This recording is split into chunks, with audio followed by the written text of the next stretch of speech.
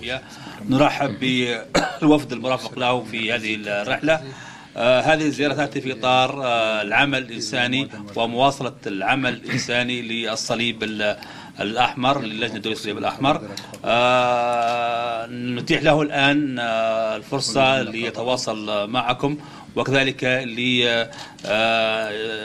للإجابة على أي سؤال لدى الأخوة الصحفيين. تفضل السيد مؤتمر.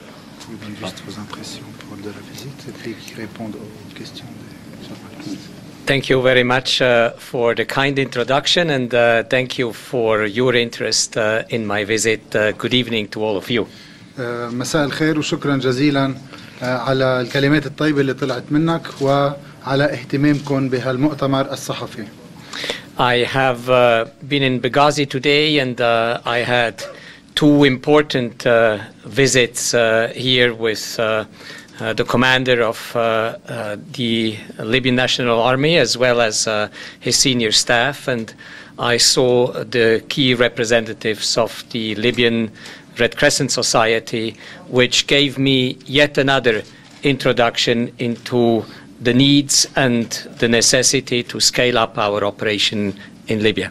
خلال زيارتي اليوم لبنغازي كان عندي لقاءين مهمين جدا. اللقاء الأول الذي هو مع القائد العام للقوات المسلحة المشير خليفة حفتر، يلي صار معه اللقاء مع كوادره. اللقاء الثاني كان مع كوادر ورئيس الهلال. كما تعلمون هناك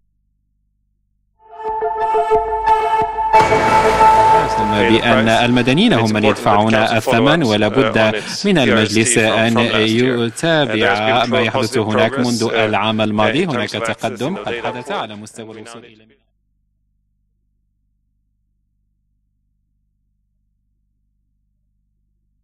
the army today, and it is obvious we talked about the challenges to which the Libyan population today is confronted, and what a neutral and impartial humanitarian organization like the ICRC, in cooperation with the Libyan Arab Red Crescent Society, can do in order to respond to the needs of people. أكيد كان الحديث مهم جدا مع القائد العام للقوات المسلحة. تحدثنا أكيد فيه عن مشاكل الناس، عن تحديات الأشخاص المتضررين من جراء النزاع المسلح وأعمال العنف. بحثنا كمان كيف فيه طرف محايد مثل اللجنة الدولية للصليب الأحمر والهلال الأحمر، كيف فيهم يقوموا بنشاطات إنسانية تعنى بتخفيف معاناة الناس، وكيف فيها تحسن من شؤون الأشخاص اللي تضرروا من سبب هالنزاع. This visit to Benghazi comes at the end of a visit to Libya, where I have in the last 2 days visited Tripoli and Tobruk, and I wanted to share with you some of the conclusion on where I think most of the needs are and where ICRC is determined to scale up its operation in the weeks and months to come. زيارتي اليوم لبنغازي تأتي لختام زيارة في ليبيا، ابتدت طرابلس بطبرق واليوم ببنغازي. حابب أعطيكم لمحة عن اللي سمعته واللي شفته بأم العين عن التحديات الإنسانية اللي عم بيعاني منها عدد من الليبيين من جراء الأعمال العنف اللي تسببت فيها مأساة إنسانية. وحابب كمان أعطيكم لمحة عن النشاطات الإنسانية يلي رح نسويها بالقريب العاجل لحتى تكمل النشاطات اللي قمنا فيها بالسابق مع الهلال الأحمر.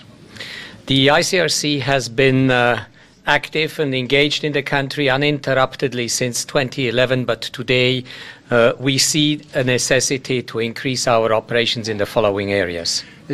صار لنا من سنة 2011 قامت اللجنة الدولية للصليب الأحمر من دون انقطاع بنشاطات إنسانية على بكافة الأراضي الليبية وين دعت الحاجة. واليوم بنشوف بنفسنا أكيد أنه في احتياجات مختلفة، في احتياجات متزايدة تتطلب من اللجنة الدولية تكثيف وتكثير أعمالها الإنسانية على كافة الأراضي. First, let me mention the area of health, where we have already worked in order to respond to the war wounded, where we want to scale up our response to the war wounded, but where we also recognize that today the whole health sector also chronic diseases and communicable and non-communicable diseases are a challenge for the Libyan population, and we are determined to support further. As well as in the area of physical rehabilitation, we are determined to engage more and to scale up our response. من الأولوية الأولى هي بنطاق الصحة.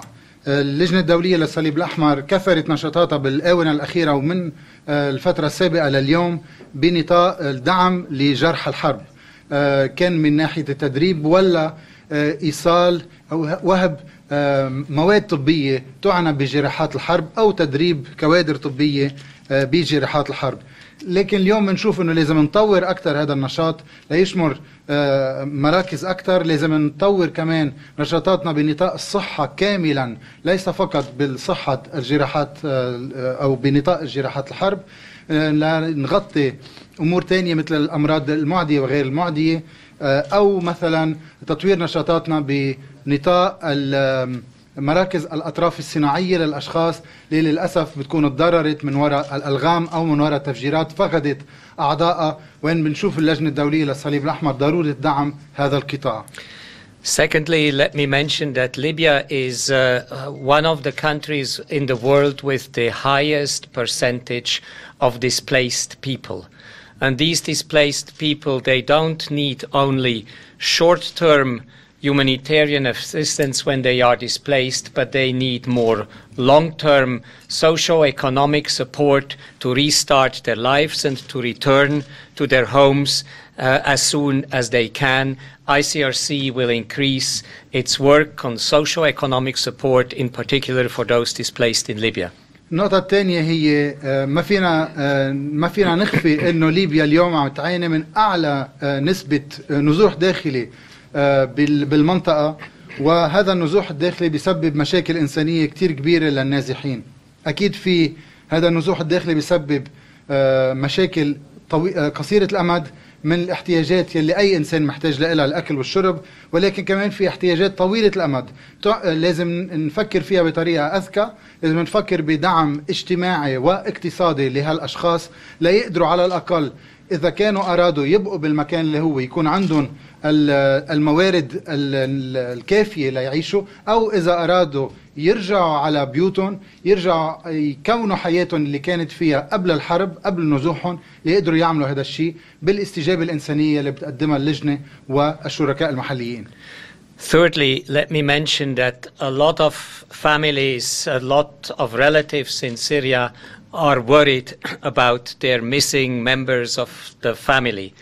And therefore, ICRC in the future will make more efforts to search for the missing, to try to visit detention facilities where people are still held in order to re-establish family links, and to work so to give some comfort to the families. We have also started recently to work and to strengthen the capacity of forensic science with the National Society, with the Ministry of Health, and we will continue on that way and increase our engagement in this regard. النقطة الثالثة والمهمة هن الأشخاص المغيبين أو المخفيين يلي اليوم في عوائل كتير سمعنا منها وحتى من السلطات إنه هاي مشكلة إنسانية ببالغة الأهمية.